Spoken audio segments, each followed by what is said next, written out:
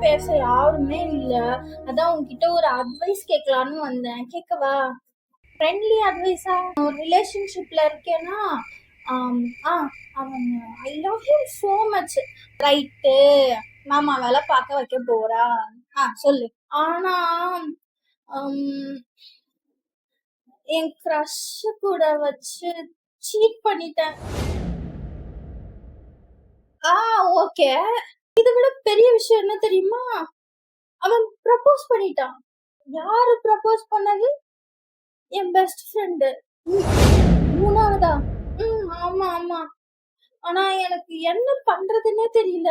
இப்ப நீ யார பண்ணணும் அப்படின்னு என்ன கேட்க போற அதானே? ஆனா என் மனசுக்குள்ள என்ன தெரியுமா ஓடிட்டு இருக்கு? வீட்டுல எனக்கு ஒரு மாப்பிள்ளை பார்த்திருக்காங்க. இவன் யாரு புதுசா? அவங்க எல்லாரும் விட எனக்கு வீட்டுல பார்த்த மாப்பிள்ளை தான் பிடிச்சிருக்கு.